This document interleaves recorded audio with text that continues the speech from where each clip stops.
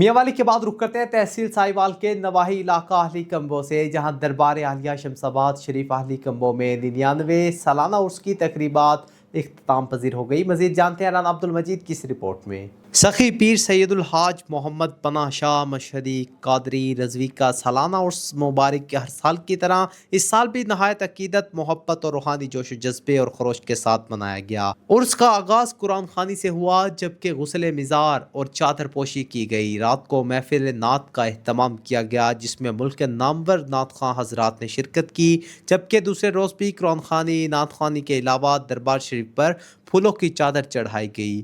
معجزہ گاہ، قدم گاہ، سرکار مدینہ، دربار عالیہ شمس آباد شریف اہلی کمبو، جھنگ روڈ، تحصیل سائیوال، ضلع سرگودا کے عرس مبارک میں سابق امیدوار حلقہ پی پی 79 سادات آف جہانیہ شاہ پیر سید لطافت علی شاہ بخاری، معروف ماہر تعلیم ملک احسان اللہ کمبو، دیگر عقیدت مندوں مریدین نے ملک بھر سے سینکڑوں کی تعداد نے شرکت کی۔ سجادہ نشین دربار عالیہ پیر سید ذوالفقار علی شاہ مشہدی نے خصوصی خطاب کیا اور ملک و قوم کی سلامتی کے لیے خصوصی دعا کروائی۔ عرس کی تقریبات کے موقع پر لنگر کا وسیع انتظام بھی کیا گیا۔ Rana Abdul Majeed, big news, Sahiwal.